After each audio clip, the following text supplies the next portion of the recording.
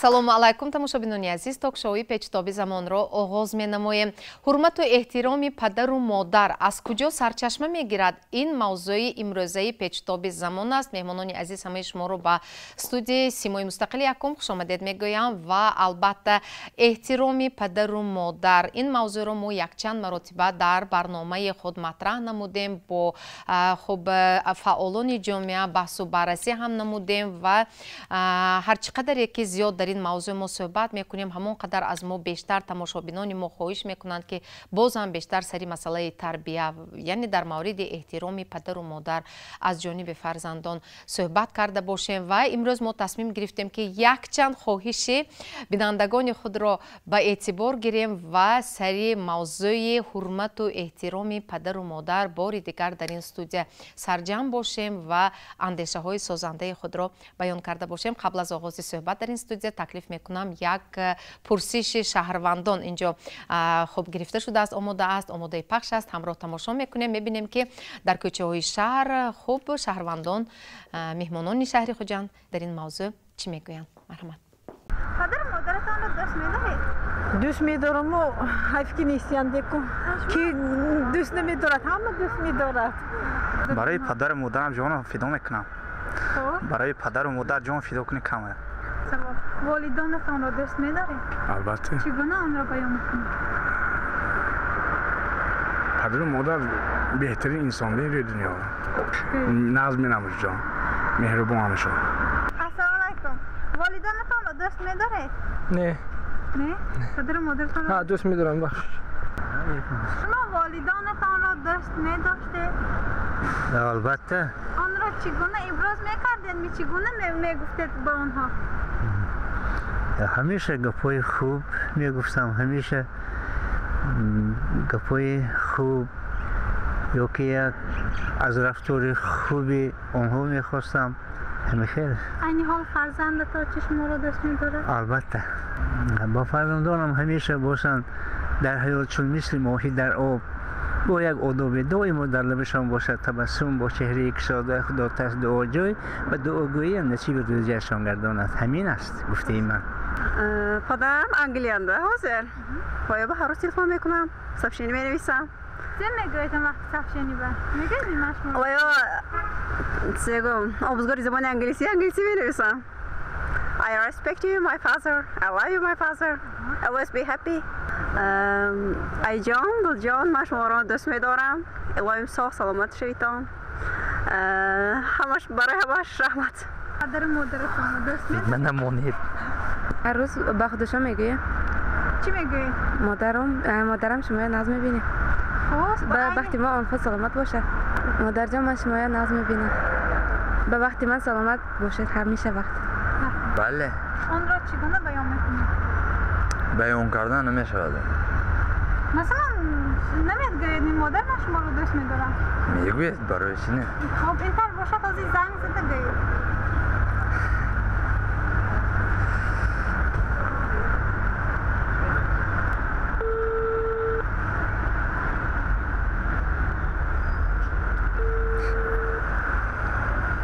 الو. مادر جان من شما دوست می‌دارم. آمده تو؟ خوب. دوست می‌دارم. پدرتون دوست می‌دارم. چگونه بیان می‌کنید؟ پدرم مادرم گذشتگی. پدرم من 15 سالم موندگی از پدرم. بی‌حد دوست می‌دارم. نیست که یافته نمی‌تونم. مادرم گذشتگی و هم بی‌حد دوست می‌داشتم. لیکن نیست. ҳурмату эҳтироми падару модар гуфта чӣ хел фаҳмем мо? дар ҷаҳон аз падару модар дида қимматтар чиз нест. ман дар бисёр воқеаҳо дар нишастҳо мегӯям ки падару модара дар зинда буданаш хурсанд кунем, пас аз мурданаш хоҳ фарёд кунем хоҳ накунем.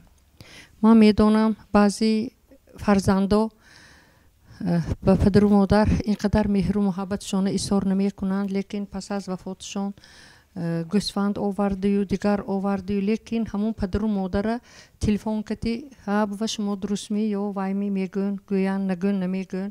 пас аз вафоташон آمده اکن همین خودنمایشدهی می همین خیل رفتارها میکنن که این چیزها باید مهری پدر و مادر از همه چیزی والا باشد. خیلی که گفتن کنی پدر و مادر ما که امروز ما به آغوش گیریم.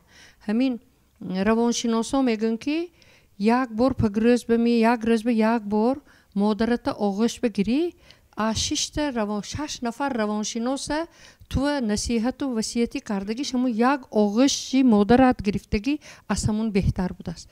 از همین خلاصه برآوردن مذکر که مهر و محبتی پدر و مادر چگونه است. مهر و محبتی پدر و مادر رو بجا ماندن خیلی هم مشکل است و هم آسان است. همین یک روز به یک بار زنده بوده که شاننده همو حول برامده میبرود بعضی فرزندا درامده خانوه و جان اخوابتون خستید می شما درست می گفتن لایق نمیدید که فرض من که همچون رئیس زنهای محله کار میکنم حاضر بعضی مراجعت ها از طرف پدر و مادر می شود که این چیزها رو دیده حیران می شوم که نخواد که ما فرزندان خود رو به همین ارزی هوس کلان کرده استادگی باشیم که پگرس که درامده ها تو سلامت می صحت هستی می گفته پرسیدن به سزاوار نباشیم.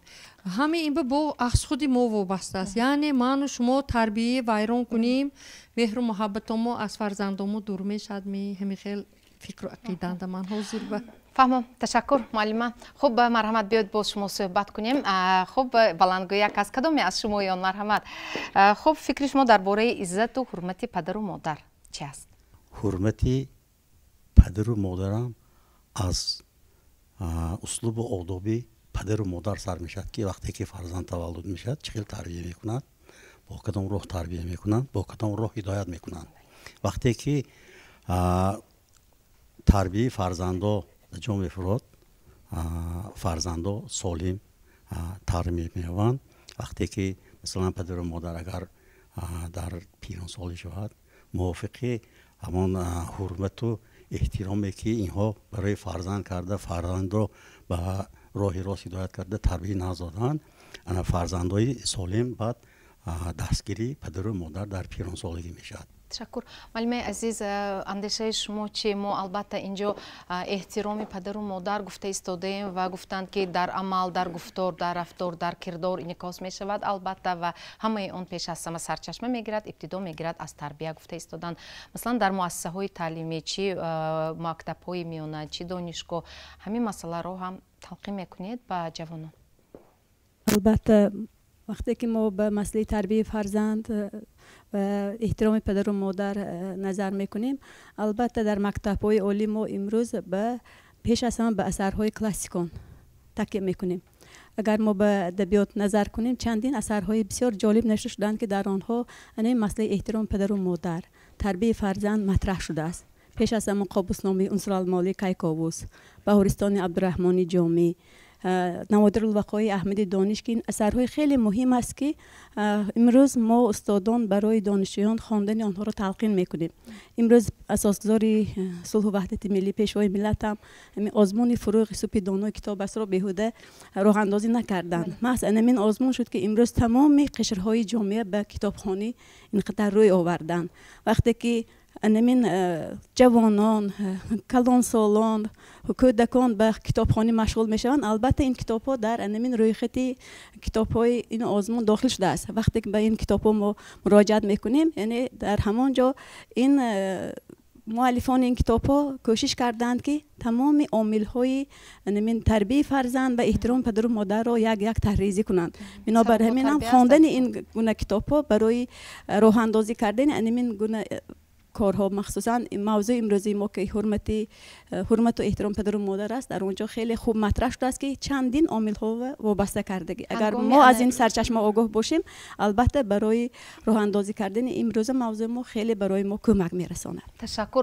هنگامی که در مکتب با خب طالب علم صحبت میکنید همین موضوع رو، یعنی در مورد احترام پدر و مادر اگر ساعت‌های تربیوی میگذراندگی باشه شما رو خوب گوش میکنن آنها، با آنها واقعا هم یک تربیه میشود ساعت تربیوی؟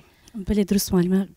وقتی که با خوانندگان ساعتی تربیه میگذاریم یا خود از فن ادبیات درباره آید این موضوع سخن میگوییم، خوانندگان این باز حکایت های واقعی میاریم آید این موضوع، خوانندگان با شوق گوش میکنن و با خوانندگان ما بحث ها میگذاریم، صحبت ها میکنیم و اویدنم چیز که در زمان امروزه چرا بعضی فرزندان نسبت پدر و مادر بی‌مهر شدن یعنی من وقتی که معما میگذاریم خوانندگان با ما همین مسئله ها رو بررسی می‌نمایند و فکر عقیده خود را بیان می‌کنند که باید که هر یک ما بهترین پدر و مادر این نعمت است، نعمتی بی‌بها.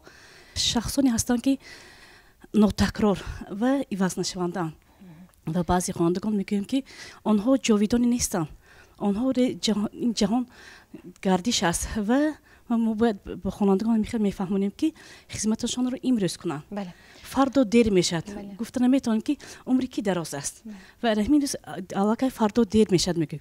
و نه این رو اساسی شعاری خود کنید گفته همین به تلقی میکنید، نه تنها در فنهای در معلومات فنی زبان نبود و همین نوبسته همین آموزگاران حرکت میکنند که خوانندگان رو در همین روحیه تربیت نمایند. تشکر. در یک رولیک تلویزیونی که یک شبکه جمهوری همسایه ما ازبکستان در خوب اینترنت گذاشته است تماشا کردم. خوانندگان صنفی یا 3 یا 4 بودند به فکرم. صنف ابتدایی معلم میگوید که تو میتوانی که با پدر یا مادر زنگ زنی و گویی که دوست می‌داری. زنگ میزند و پیش از گفتن همین من شما رو دوست می‌دارم حتما گریه میکند، کودک گریه میکند. بینید چقدر احساسات عجیب است که از خوب کودک این تینتش پاک است و این چیز خوب میفهمد. متاسفانه در بعضی حالت وقتی بزرگ می شود با این یا اون سبب ها شاید با پدر یا مادر خیش دغل گفتاری می کند، رو مثلا شاید خواهش های پدر و مادر رو صرف نظر می کند یا باز دیگر حالت ها هم می شود. معلومه برای چی با اندیشه شما اینجا مرحمت بلندگویک هست. خب از آغاز برنامه هم کمتر همین نازکانه اشاره کرده استاده اید و معلمه هم گفتند که همچون فعال زن جامعه، همچون رئیس شورای زن‌ها یکی از محله‌های کلانترین شهر خوجند هست. متاسفانه همین گونه اشخاص، همین گونه عائله‌هایی که احترام پدر و مادر اونجا شایدگان موقع یا جایگاهی ندارد. متاسفانه چرا؟ البته محبت جان این حاضر موضوع امروزه ما بسیار موضوع تاثیر بخش می باشد. وقتی آخر جوانانی ما، دخترای ما، فرزندان اما پدر و مادر احترامشون گم کردگی ما بین پدر و مادر با از کدام جهت برای چی؟ برای اون که یکمش این که این تلفنی موبیلی میگویم ما هر خیلی من فیلم های میبینن. پیش من دوره های ما بی‌غرض پند بود تلویزیون با تماشا میکردیم. ازبکستان اطلاع سازی بود درباره تعلیم و تربیت. دیگر خیلی وایها هر خیلی فیلم و وایها نبود. من نوار تماشا کردم و یا ژورنالیست که بچه رفتستگی بود اهمون خلاصه برادم که شما پدر و مادرتان دوست می‌دارید میگوید این من مونید یک دم گفتاست. همین اوجه این بی ترتیبی بی انتظامی ناحرمتی پدر و مادر من در اینجا دیدم که وای هزار کارش باشدم درباره پدر و مادر که سخن رفت ایستاده وای باید جواب خودش را احترامانه تیاد بود. شخصی که پدر و مادر خودش را حرمت نمی‌کند، شخصی که پدر و مادر خودش را عزت و احترام نمی‌کند، من وای شخص را انسان حس نمی‌کنم. چقدر که معلم در اینجا گفتن بزرگترین شخص نایافترین در دنیا این پدر و مادر، خواهر و دادر می باشد. دیگر ما همه چی می یابیم، رفیق می یابیم، دوگانه می یابیم، همسایه می یابیم، لیکن پدر و مادر و خواهر و دادر نمی یابیم. فهم تشکر. انکنون استاد عزیز به فکر شما چرا چنین است؟ چخیلی که معلمه گفتن فرزندان گپ نادرو شدن یا اینکه پدر و مادران اینجیق؟ ببخشید برای این سوال به هر حال واقع بینانه فکر خود را بیان کنید. پدر این در عائله سولت، پدر در عائله دولت، پدر در عائله سردار، پدر در عائله اینا سیاست. اگر فرزند اگر پدر حرمت کند و عائله کاسته نمی شود. سیاستی عائله از همینجا آغاز می شود. وقتی که پدر و مادر احترامش میگوییم اینه آغازش ما جستجو کنیم که از کجا سر می شود. این البته اگر ما سرش ببینیم اگر این تربیه پدر و مادر می شود. اگر تربیه پدر و مادر از همون کودکیش الله که و یا مغزشون معینشون شناندن دکار که کلانسان حرمت کردن دکار اینای حرمت کردن دکار پدر و مادر حرمت کردن دکار پدر مادر بسیارتر فرزند که میشینن اگر پدرت بیاد اجاد خیس در احترامشان جاش به من سلامته و یا پیشوازگیر رفته بین گون اگر و بچه خودش به قبول میکند گавнодаро шудани фарзанд ҳам аз тарбия аст раво тарбия агар аз оила падару модар агар тарбия сахт тарбия кунанд ва албатта одоб мешавад ягон муҳити атроф берун ҳам вайрон намекунад ва ина падару модар намемонад ва вайрон кардан ба чунки вай дар назорат аст кӯдак ман сал дуртар мерам ҳозир ҳаминҷо дар бораи ҳама гуфтанд дӯст медорем падару модару моя ман дар ҳақиқат ягон нафаре ёфт намешавад ки падару модарша дӯст надорад афсӯс асри бисту як фарқаш аз замин то осмона бурафт ҳозир фарзандоя дар оила модар дугона шуда монданд барои фарзанд модар намедонам вая эрка кадамме ё вая тарбия дода натонистамме ё фаҳмонда натонистамме ё вай фарзандо я дуо намедонад ки дуои падару модар кади ва ё доро шудамме инҳои назар ба намегирану ҳамин падару модара дар хона бисёр фарзандо хур када эҳсос дар ҳақиқат падару модар хор аст ва ҳозир шумо мана гуфтед ки муроҷиат мекунанд бисёр манба манам рӯзе нест ки як маррака ду маррака дурнаи издиҳомба нашинам ҳамаи мардум ҳамин доғи ҳаёта мегӯд доғи рӯз не ин доғи ҳаёт ин рӯз бошад ва як рӯз мегузарад вай ин доғи ҳаёт шуда мондааст имрӯз ки фарзандо нисбати падару модар бисёр бисёр беодобӣ када истоданд падару модар ёфт намешанд ин падару модар гавҳар ҳаст ин гавҳара ёфтан дар кор ин гавҳара эҳтиёт кардан дар кор ҳоле мегӯн ки падару модар ина бинед модара то ҳатто дар раҳми модар фарзанд будагин да акун соатҳо омданаш наздик аст фарзанд мегуфт аз парвардигор ба мулоқот карда мана ин дунёва набиёр парвардигор мегуфтаст ки отуя дӯстонат интизор фарзанд мегуфтаст ки дӯсти ман кием парвардигор нидо меомдааст дӯсти ту падару модарат ина бинед ки падару модар соат мешуморанд то фарзанд омдана ин модара бинед ки ин фарзандо бояд вақте ки мебинанд барномаи гӯш анзанд модар барои мурдани худаш розе ҳаст ки фарзандаш дунё биёд дар ҳолати таваллуд ина бинед ки падару модара розе киша бинед шумо ки ҳамин фарзандаш биёд имрӯз вай фарзанд вай падару модара нафақат даст бабароштанд вай кифташ бабарошта гаштанаш дар кор вай модара ёфта намешавад ҳоле мегӯн ки дар бораи падару модар ин модар нозук аст ҳоле аз кӯҳ мегӯн пурсидан аз ту сахттар кист нидо омад ҷони модар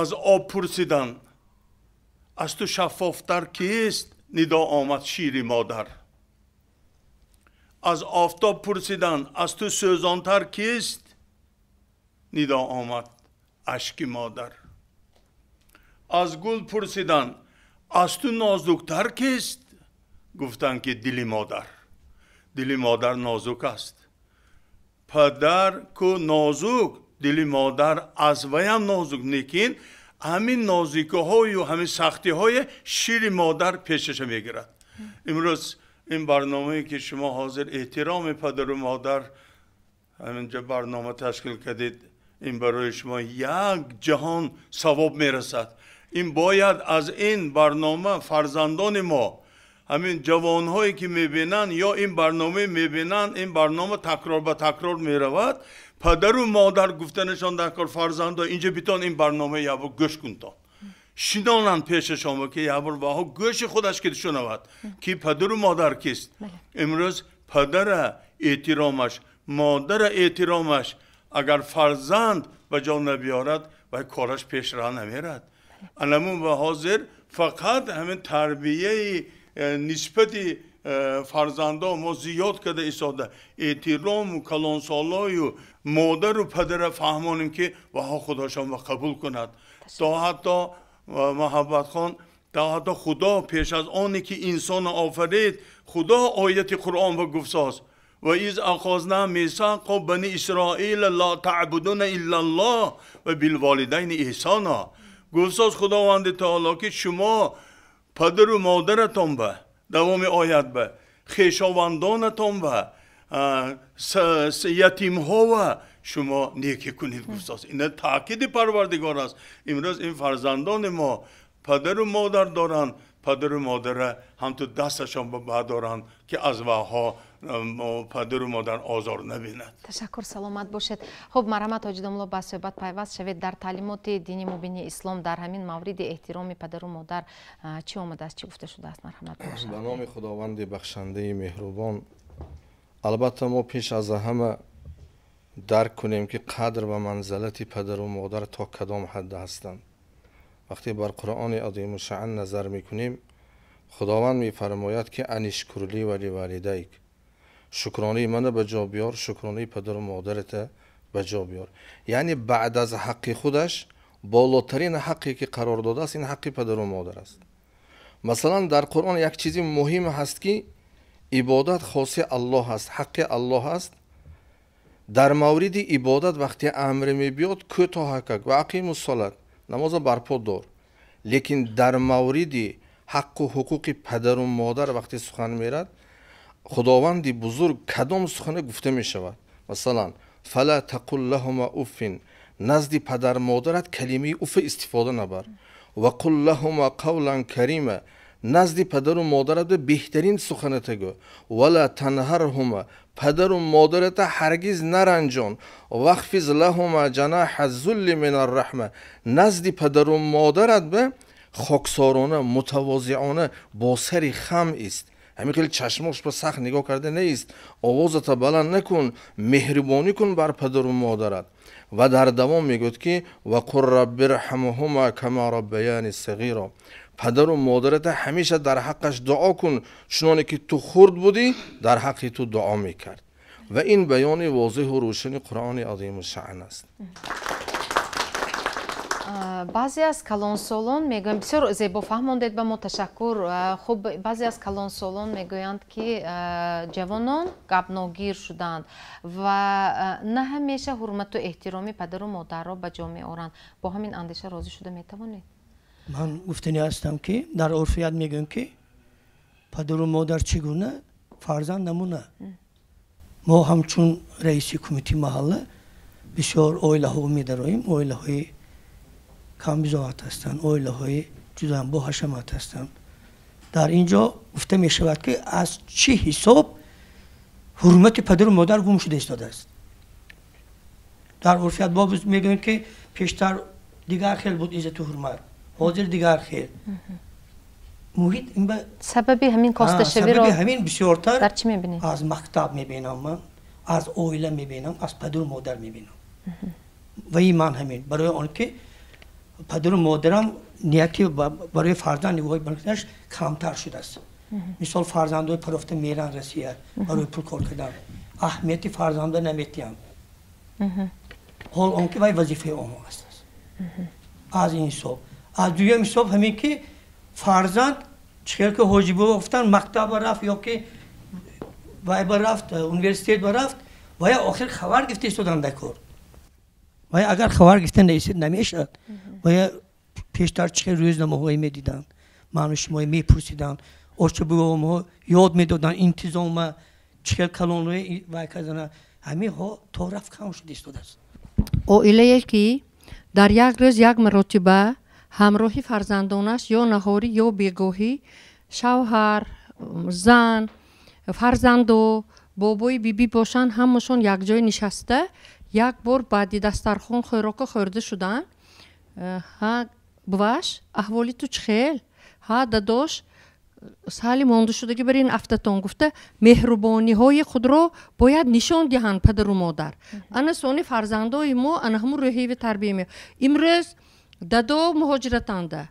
بوا انی خالشاندمی انی آچشاندمی کجانده بچه ها بوا چیزی خوریم ها تخم زیر بانده خور مهر محبت کم شده ایستاده است نظارت کم شده ایستاده است امروز ما باید بچه های یک علاج کده یک روز به یک مرتبه گردام و گفته وای ها کتی نصیحت کنیم کتابی تاجیکان من حالی همین محلو میرم من بیپول همه تقسیم کرده شد میپرسم که همونه گفته یگان تاتان خواندیتامی آخر بعد خوراک خورده شدن اهل عائله نشسته همین کتاب پرزیدنت بیپول به ما چاپ کرده دادن بیتون بچه هم دو ورق سه ورق خونیم همینه گفتن مهر و محبت زیاد کردن تاریخی خودمای دانستن این چیزها ما باید نظارت کردن و مدار کرد انا از کدام سبب مهر و محبتی ما کم شده ایستاده است یکمش دویمش اینکه همین پدر و مادر رو جدا محالبه بسیار وای میکنن سپرافکو میبیان بچه‌شان 14 برامدگی 16 برامدگی در قید دفتر نیستن پدر و مادر رو زنده بودگی هاشونند حولوهای نامشان بکده بچه ها و وای تحفه کرده می نامشان به گذرانده برفته نشو انا بعدی وای پدر و مادر دادر و خواهر یک دیگرش کتی جنگ برای یک وجب زمین انا مهر و محبت ما از کجا کم شده ایستاده است انا همین خیلی چیزهای پیش راهش گرفتن در کار امروز من تماشابینان خواهش میکنم همین محلی مونده قریب 50% همش به وکلانش نامشانده خانه ها نامی به وکلاننده ولی بچه ها اینستود به میدرامدگی پرپسکاش نیست پاسپورت گیرم گود نمیتوند زاکس بروام گود نمیتوند حادثه های عجیب اینا همیشه پدر و مادر به عهده گرفتن است کار انا سانی مهر و محبتی ما باز نسبت پدر و مادر زیادتر میشده تشکر سلامت باشید تشکر معلمه تماشابینان عزیز همگی یک چند لحظه بخش رکلام ما رو انتظار است با دیگر شبکه پیوست نشوید با سیمای مستقل یکم بمانید رکلام بینندگان عزیز شما تاکشوی پیچتابی زمان را تماشا کرده ایستادید و موضوع صحبت امروزه ما درباره حرمت و احترام پدر و مادر از کجا سرچشمه میگیرد و اینک ما برنامه را ادامه میدیم الحال با حقوق شناس برنامه ما صحبت میکنیم که امروز خوب شرکت دارند مرحمت وابسته به موضوع امروز اول یک سوال برای چی پدر و مادر 4-5 نفر فرزند را شاید زیاده هم باشد کلان میکنند تربیه میکنند به وای میرسانند کوشش میکنند که کم و کاست خب خواهش آنها رو اجرا کنند اما وقتی در دم پیری پدر و مادر کلانسال می شوند حتی همون 4-5-10 نفر 2 نفر فرزند هم به امید یکدیگر هستند و در تجربه کاری شما همین گونه حالت ها هم می شود. تشکر. مناسبت های عائلوی را مناسبت های پدر مادر فرزند را خیشتبار کودکس عائله جمهوری تاجیکستان به تنظیم می دارد. این چنین در جمهوری تاجیکستان با تشبث به واسطه پیشوای ملت قانون جمهوری تاجیکستان درباره مسئولیت پدر و مادر در تعلیم تربیت فرزند قبول کرده شده است که همه ما آگاه هستیم. ماست همین کودکس و قانون ما را وادار میکند که ما همچون انسان همچون شخص باید حقوق و اقتدارهای خود را حقوق و اقتدارهای دیگران را احترام کنیم رعایت کنیم و با آن عمل کنیم. از جمله در کودکس عائله جمهوری تاجیکستان در قانون مذکور نیز قید کرده شده است که پدر و مادر عهدهدار است وظیفه دار است نسبت به فرزندان نابالغ غیر قابل عمل خود غمخوار باشند مهربان باشند آنها را از جهت مادی معنوی دستگیری کنند تامین کنند اینچنین در خراجات های علاوگی نیز اشتراک کنند و سهم خود را گذارند. عیناً همین حالت در وقت پیرانسالی پدر و مادر از جانب فرزندانی که بالغ هستند بالغ قابل مهنت هستند نسبت به پدر و مادری که پیرانسال هستند احتیاج دارند آنها را از جهت مادی معنوی دستگیری کنند. این حالت هم در کودکس عائله جمهوری تاجیکستان و هم در قانون جمهوری تاجیکستان درباره مسئولیت پدر و مادر در تعلیم تربیت فرزند پیش بینی کرده شده است. دور به سوالش پیشنهاد کرده شما من عمومی کرده گفتنی هستم بیرون از قانون برای چه همه فرزند میگوید زیرا آدم‌های مام و حوا پدر و مادر نداشتن آنها نیز فرزند گفته آمدن اکثریت در زندگی همه فرزند میگوید لیکن پدر و مادر میگفتی که آدم هستن لیکن کم به نظر میرسد از حساب ندانستن قانون از حساب ندانستن دین مبین اسلام لیکن به هر حال نسبت به پدر و مادر هیچ کس جای آنها رو عوض کرده نمیتونن. پدر و مادر برای فرزند قبلگاه هست، بزرگ هست، شخصیت های ناتکرار هستند. چقدر که دعای آنها رو گیریم، چقدر که به خدمت آنها باشیم کم است. یعنی من دیگران نمیدونم، مثلا شخصا خودم هر صبح هر سحر با دعای پدر و مادر کار خود را سر میکنم و خدا خواهد تا قدر امکان زندگی ما پیشرفت استاده است. بسیار خوب. حلنامه ها یا بحث های سودی هم هستند در همین مورد؟ البته دایر به بحث ها همین رو گفتنی هستیم که البته در اینجا درست قید کردن پدر و مادر در مهاجرت هستند، در تعلیم تربیت نگاه نمیکنند یا که مثلا مسائل های اموالی رو میراثی رو حل نمیکنند. در حقیقت این مسئله رو درزیده بودن کردن در کار است. وقتی که شخص زنده است دارای حقوق ازدای خود می باشه، یعنی از عهده همه حقوقش برآمده میتونه. وقتی که انسان وفات میکنه او یگان کارو کرده نمیتونه. برای همین هم در زنده بودنش باید همه مسئله هایی که در زندگی هست، معماهایی که مثلا به مانند میراث، اموال، من تقسیمات رو درست براه مانده پیش از همون بحث ها رو پیش از فهمیدن حل کردن خوبتر است. دایر به الیمنت باشد همین رو گفتنی هستم در زندگی کم هستن، لیکن تجربه ما به نظر می رسد که هستن پدر مادرانی که از فرزندان خود الیمنت طلب کردن.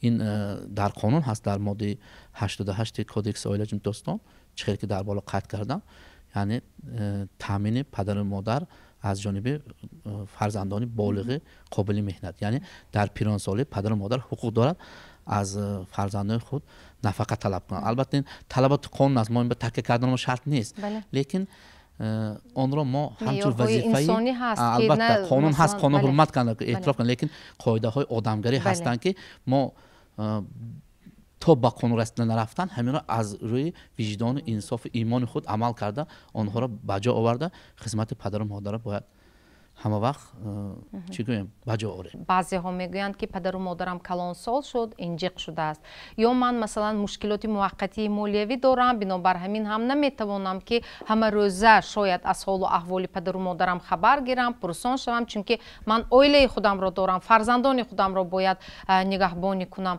پس اینجا پدر و مادر حال آنها چی میشود؟ یک پدر 10 تا پسر را نوری چشمم میکند، 10 پسر را بینگرید ترک پدرشان کردند. حقیقتا هم زمان همه خلق شد. همه حرمت پدر و مادر فرزند وابستگی ندارد. حرمت پدر و مادر خودی پدر و مادر گناهکار. هر یک عائله فرزند همه خیلی وایو رسوندن دخو که همون پدر و مادر حرمت کنند. حاضر زمان حق به بلا میمونیم این مکتب این هر یک عائله که محقق آدموی اهم مهنت کش کردیم، من زندگانی میکنم کار میکنم، همه عائله های من یگان کس ندیدم که پدر و مادرش حرمت نکرده باشد. همه سرای ها هم مهنت کردی برای پدر و مادرش مهنت میکند، میغلطد، میخزد، گاوش کشال بوند، همین پدرش ویش های. همه آدمایی که پول چیز ابشش داده شد و مهرش پول بماند وسواسی بماند و باری فرزند برآمد، فرزند پشتی ویام برآمد. سوری پدر و مادر دیده میشد که همین زمان به سال یک فرزندشون پولدارتر شد، زمان رو نگاه کرد یکتاش کمبالتر شد و طرف ویش شد. طرف کدومش؟ طرف پولدارش میشد. او باید برابر شدنش در کار و هر دوش برابر یک چشم دیدن در کار. همین شورای مراسم ملی مراسم عائلوی هست جماعتی او همین 10 سال باز همیشه من اشتراک میکنم. همین مراسم عائله جدا شوی ها، همین نامراسای عائله همه پدر و مادر وابسته. ما همین من همینجوری اشتگاه هم هایی که همین یک جا وشته سری دسترخوان وشته خوردن عموما تمام شده که سری دسترخوان وشته کنی توپیت پشت کری بچه امروز سه کار کری چند گفته بسم الله گفته ارخواد خیزاتی این گپا تمام شد. فکری من اول پدر و مادر خودش تربیت کردن در کار، سونی حرمتی پدر و مادر پشت مادر. تمام تشکر. جوانان چه اندیشه دارن؟ مرحمت فکر شما در بابت موضوع امروزه. خوب خیلی که استادان در بالا قید کردن احترام حرمت و پدر و مادر اول از عائله سرچشمه میگیرد. خیلی که عائله سالم باشد جوانان نورسان از همون بهره میگیرند. خب مادر کلمه من قید میکنم که تو پدر و مادر خودت به احترام کن و هر یکی گپای آنها خوب وقتی که تو فرزنددار میشوی فرزندی تو 10 برابر به تو همان رو به جا میارن. خب من کردی به پدر از پسرت میبینی. بله وقتی که من هم خود پدر شدم چه خیلی که پدر و مادرم برای کلان کردین من چه خیلی زحمت کشیدم من هم خود درک کرده ایستادم.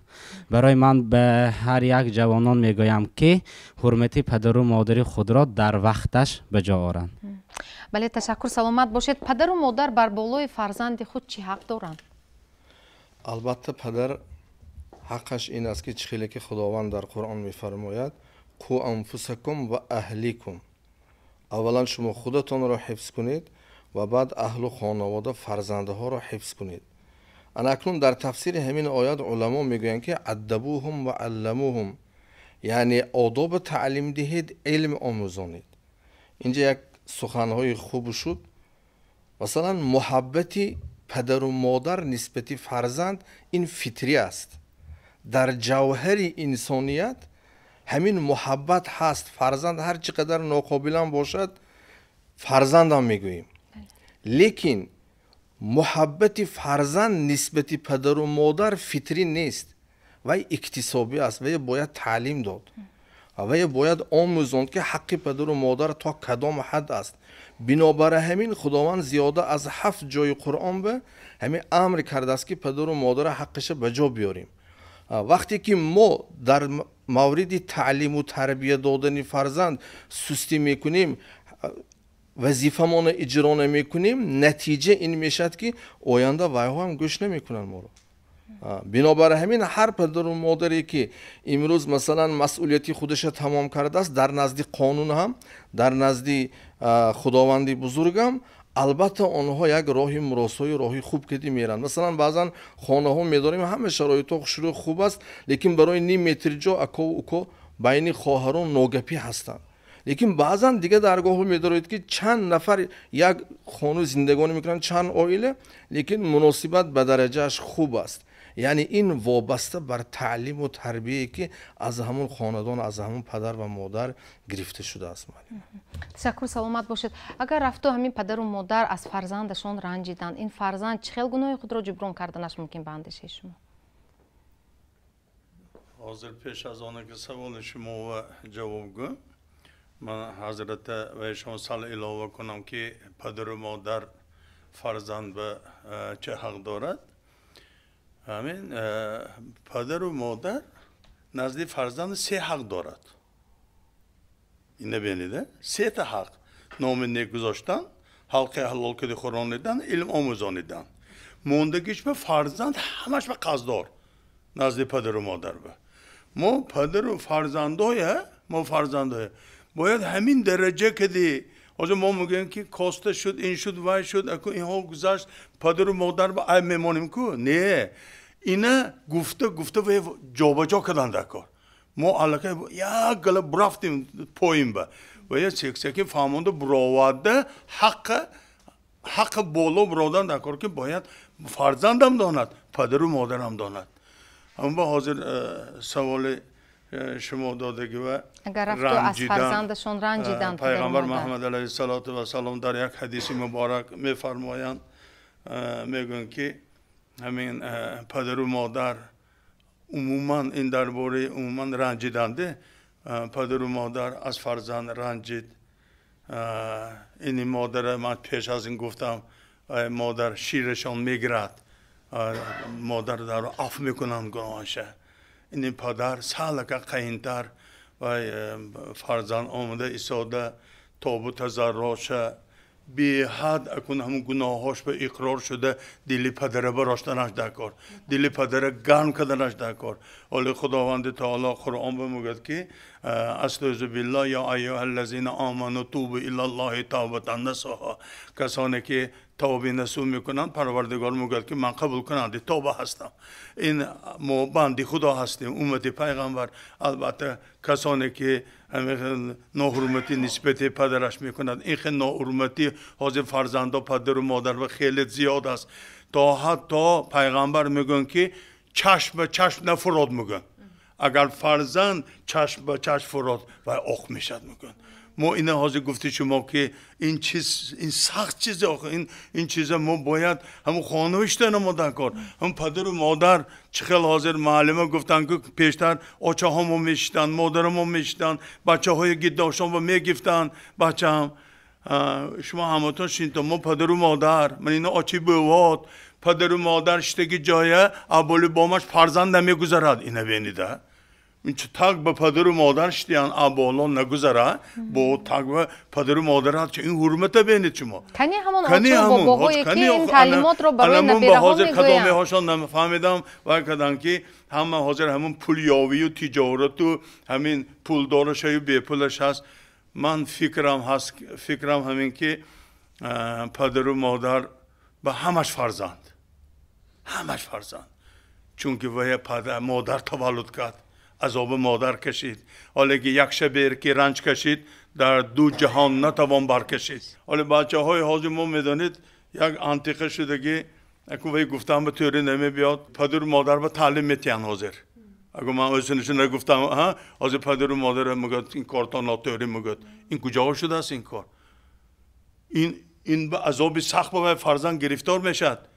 انم رفتار و کردار فرزند دیده این پدر و مادر مثال درناکی گیره میکند همش چون روش به گفته نمیتوند و فرزند آگد بمگد. ما باید این فرزندای شنانده همانا و پدر ما همیشه که پدر و مادر ما فرزند ما هست. من همینجا برامده خلاصه همین کار ناتوری کنن شنانده بچه همین کارات ناتوری اگه ما شرمنده نکن. ما هم به امید فرزند ما حتی امید ما کلام گفتن. بله تشکر سلامت باشید. با دیگر شبکه پیوست نشوید. همگی یک چند دقیقه بخش رکلام در پیش است. سپس با صحبت را در استودیو پیچتابی زمان ادامه میدیم. با ما بمانید. شما پیچتابی زمان را تماشا کرده ایستادید و امروز ما در این استودیو یک صحبت گرم و بسیار خوب داریم در مورد احترام پدر و مادر و الحال اینجا بخش نهایی برنامه است و از آغاز حتی پیشنهاد را شنیده ایستادیم.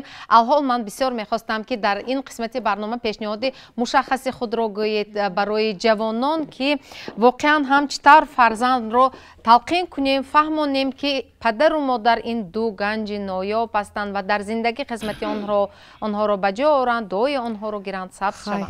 اگر من معلم ها گفته گذاشتن باید انمین فروغ صبح دانایی کتاب است و علم فروغ معرفت و بیکار قبول کرده نشد. باید فرزندان را به خواندن کتاب عادت کنونیم. از کتاب بسیار چیز میگیرد. امروز پدر و مادر آچی بیبی ها افسانه گویی نیست. افسانه گوییم کتاب خونیم فرزندان ما یک کم ترکه مهر و محبت نسبت پدر و مادر بیدار کردن ما در کار جدا هم فرزندان ما حقوق ما پامال کرده ایستادن حقوق ما دونیم تربیت کنیم. تشکر سلامت باشید. مرحمت پدری عزیز شما چی پیشنهاد دارید وابسته به همین موضوع؟ من پیشنهاد دارم که من چیزی که جو یک موضوعی که برای آینده هر یک فرد که یک فرزندی اگر ناقابل قابل شود یا یک فرزندی پدر و مادرش عزت حرمت نمیکنه دیگه عقلش جاشو بیاد یک کاری ثواب شد. من تخمین بکنم که همه فرزندا همه 100% این پدر و مادر عزت حرمت نمیکنن گفتن قطعا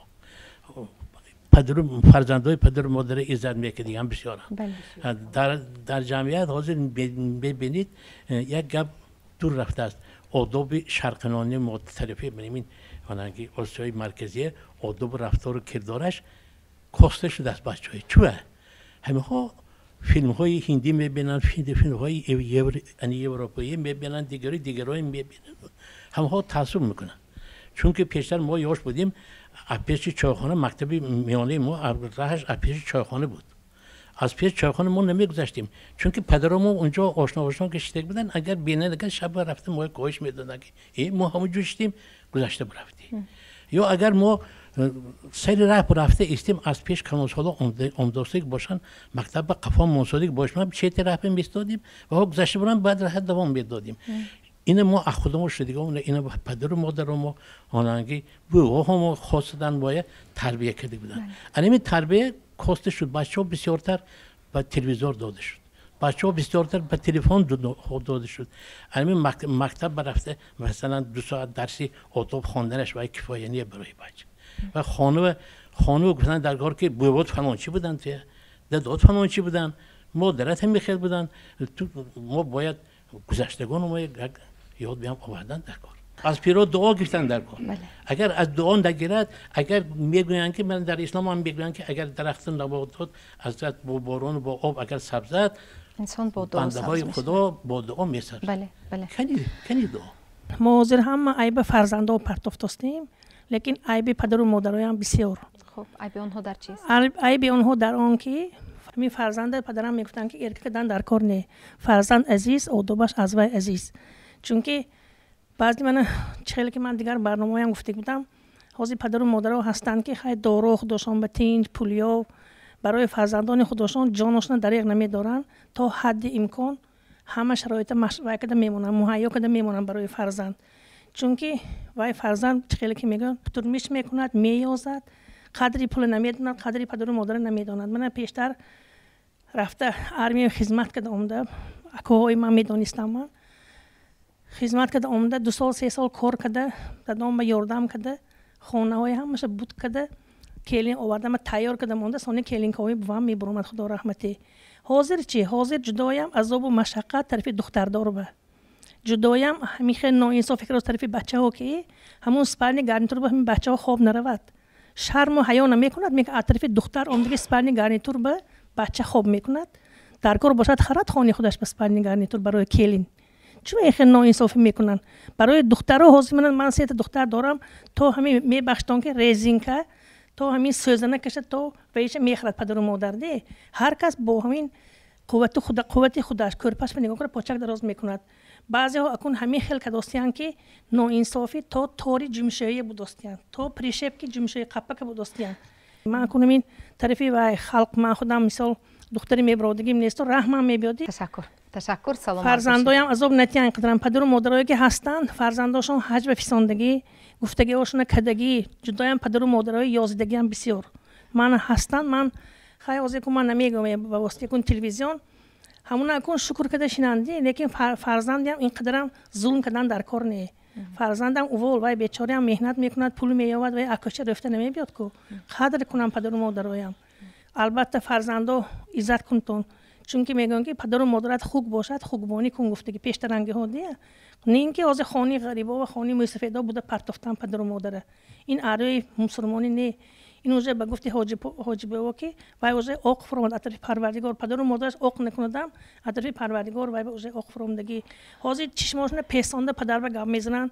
دختر من حاضر مادر با این نه خود یک دوگانه با این یا همسنفش با این مناسب میکند ما پیشتر مادرم رو ببینیم کلمه خام میکردیم یا گپای شرم می‌داشتیم که ما نمیگفتیم حاضر دخترها بحث مادرشون به همین چخیل گپ های همون میگه مادرشون خودشون شرم می‌دارن که اتابه شرم داشته میگه گفت استیا ما پیش با هم اخلاق نمیگفتیم چون این دخترها هم میخواد رفتاس حیران میشیم خیلی نه خودمون دیداستیم به چشممون دوستیم که همه من احترامونه خواهش میکنم که البته پدر و مادر کی نباشد پدر و مادر دویم دفعه یافت نمیشد پدر و مادر منم پدر و مادرم نیستن در حیات حاضر چخیل کی من در نور گفتن کنی باشن و من آورد خونه من نگاه کنم و یک کس اوقات ما کده دادم اونا که صحبت داشتیم اما با درسی تربیت آموزم و نیست ما و اخلاق نصیحت میکنه دیگه حاضر کنی حاضر همین جوانان و التماس میکنم که نزد پدر و مادرشون شته و دعا گیرن نصیحت گیرن چون که آینده فرزندانی و هایم جو کارد جو میگیرد گندم کارد گندم میگیرد بعضی پدر و مادرها ملکه شینونده به فرزندها گپ زده تربیت دادن یا یگون سخنهای درست گفتن ندارن بعضی هاشون با مثلا دشنام بعضی هاشون با کپای سخت همین خیلی تعلیم و تربیت میدن بعضی هاشون من مثال من آجدم من مثلا یک شده صحبت کنید آدم حلاوت میبرد سخنهای نحس که همین میگیرن مثلا وصیت کردن همین نصیحت را به گوش میگیرن بعضی آدما موافقی همون چی میگوید علم و دانششون ملکه‌ای با فرزند نصیحت‌های نقل کردن ندارن. پس اونها چیکار کنن؟ برای همین من پیشنهاد دارم که در همین مکتب‌ها و مؤسسه‌های تعلیمی مثلا از همون محله‌های نزدیک آدمانی مثلا چه خیلی میگن آدمای علمدار، آدمای عائله‌های نمونه‌ای، اونهایی که مثلا نصیحت و وصیت‌های نقل بازخوان‌های ناز بازخوان‌های خوش رو مثلا راهی راست به هدایت میکنن، از همونها مثلا یک هفته یک مرتبه در مکتب‌ها همونها رو جمع کرده، همونها برآمد کرده، از این نصیحت‌های مثلا از سخن‌های پیغمبر، از سخن‌های خدا، از مثلا همین تجربه خداشون همه به یک نصیحت کنن. دیگر نفرایی که از پدر و مادر خودشون این نصیحت ها رو نمیگیرن، همونجا آنها گوش کرده گرفته ممکن یک راهی راست میرن، خلاصی نظم میبرن. اگر همین چیز اگر جاری میشد بسیار همین برای جمعیت فایده کلام میآورد. تشکر. همین طور هم شدنش ممکن است بندشش. ما در مکتب من اویله های برای من یک سال به یک بار دعوت کرده و این اویلوی میگذاریم، محوری اویله میگذاریم. در همون یک مرتبه این کم این چهاربینی مؤسسه‌ای میشد، انا همون بر روزی اویله میشد. در دیگر موارد هم در دیگر موارد تربیتی ما بسیار در همین موضوع ها بحث و مناظره ها میکنیم. اویله هایی که همین برای من در نزد مکتبمون هستند همه دعوت میکنیم. درباره همه ما سخن رانده به خوانندگان همین میفهمانیم که حرمت پدر و مادر اولین درجه می ایستد. اگر شخصی که پدر و مادر خود را احترام میکند، حرمت میکند، هیچگاه در زندگی خار نمیشود و این پدر و مادر گوهر نایاب است. وقتی که پدر و مادر را بیشتر و بهتر خدمتشان را به جا میآورند، میسبزند، بیشتر پدر و مادرها میگفتند که بچه‌م اول تو خدمت پدر و مادر را اجرا کنی، بعد تو دانشمند میشوی، با آبرو میشوی، شخصی توانا میشوی. در حاضر موردها پدر و مادران بسیار تعلیم و تربیت اینقدر براه ماندگی نه. فرزندهایشان رو اینقدر هم نشسته در سری میز یگان مصلحت ها نمیدهند. و همه روز در همون درس و مکتب هم شما مشاهده میکنید که کدام طلبه شما چه خیلی تربیت میگیرند. اویله هایی که همین پدر و مادرشون بسیارتر با مؤسسه آمد و رفت دارند، تماس دارند، بهترین. اویله هایی که ماه خبر نمیگیرند، ساعت های تربیت عموما اشتراک نمیکنند. مجلس های صنفی میشد ما دعوت میکنیم اما اشتراک نمیکنند، یگان بهانه مییابند. از همین سبب بعضی من همین دخترکای بسیارتر در ساعت های همین تربیتی علایده گرفته صحبت میگذرانم و هم میگم معلم جان رحمت ما همین گپ‌های خانم و شوندگی هم نبود. احتراماً خواهش میکردم از پدر و مادران عزیز که پیشتر همون راهی تلفن با خبر شوند.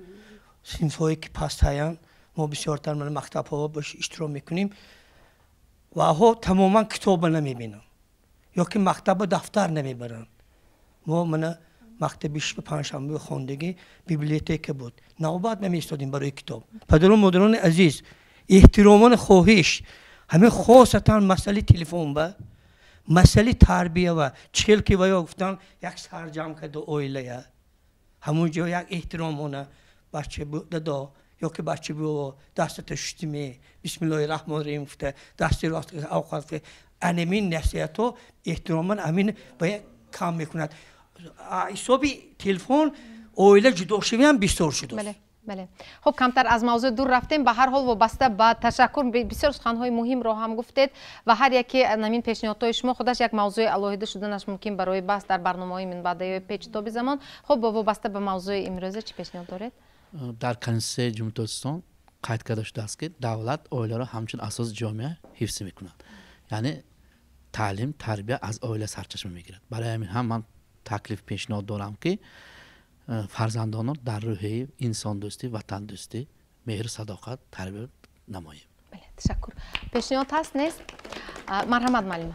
من هم یک پیشنهاد داشتم که همین اندیشه در اینجا گفته شد الکی پیش از همه امروز پدر و مادران خودشون با دانش‌های خوب مسلح باشند. یعنی وقتی که پدر و مادر خودش دانش دارد، آگاه از این مسئله ها و فرزند خودش را نیست خوب تربیت کرده میتواند. بنابر همین من خواهش میکردم که امروز پدر و مادران خودشان باید با همین گونه دانش ها مسلح باشند. پیش از همه خواندن، اینجا گفتم من کتاب تاجیکان داده شده که امروز تمام جماعت ها کتابخانه ها عمل میکند. از اینجا کتاب‌های لازمه را که برای تربیت فرزند ضرور است آنها را گرفته خوانند، خودشان مسلح شوند، بعد فرزندان را تربیت کنند. و یک عامل دیگر است که تاثیر محیط میگویند. یعنی ما باید فرزندان را معاینه کنیم، از پیشان شیم که آنها با کی نشست و خیز میکنند. اگر فرزندان با انسان‌های سالم فکر، روشن ضمیر نشست و خیز کنند، آنها از آنها هم تجربه میگیرند، برای خود یک چیز حاصل میکنند. وقتی که میبینند که اینها پدر و مادر خودشان را حرمت میکنند، همین فرزندان ما هم کوشش میکنند که مانند همانها شوند. بنابر همین تاثیر محیط هم خیلی جالب است که ما از آنها برداشت کنیم. یک بزرگوار پیشم بود، یک از بچه گرامده گفت از بچه من تربیتش اکای سر کنم، گفت تربیت ضرور نه، هم رفتار خودتان درست کنید. بچه هم رفتار شما میکند همین خیلی میشد. همین کدام فرزند بی تربیت میبینید دانید که پدر و مادرش هم بی تربیت.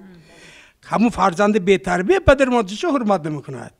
هم با آرزو مونیم که هم پدر و مادر رو انصاف دید و فرزند راه نغز به تربیت کنند. فرزندان ما همه خدا خواهد به تربیت میشه. تشکر، سلامت باشید. خب در فرجام برنامه مرحمت شما رو گوش میکنیم. البته در حق پدر مادر سخن کردیم، لیکن خاص در حق مادران یک حدیثی پیامبر صلی الله علیه و سلم است که شخصی میبیاد میگه یا رسول الله بر کی نیکی کنم؟ پیامبرمون میگن بر مادرت.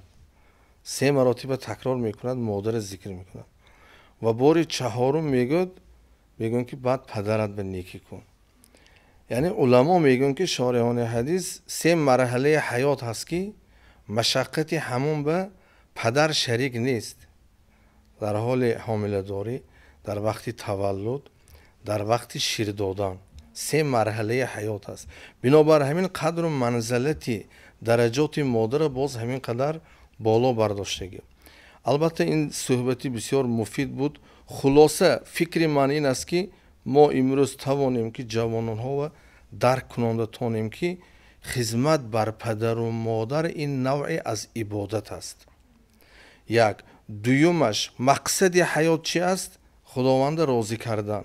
پیامبر صلی الله علیه و سلم میگن رضاگی الله در رضاگی پدر و مادر است، غضب الله در غضب پدر و مادر است.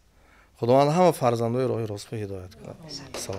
سلامت باشید و مرحمت خلاصه. من حال سخن طلب کردم همین بود که تربیه اویله هایی هست که در حقیقت فرزندشون سخت تربیه کردگی و بی دادو جان بی بابا جان سخن نمیراند فرزندشون.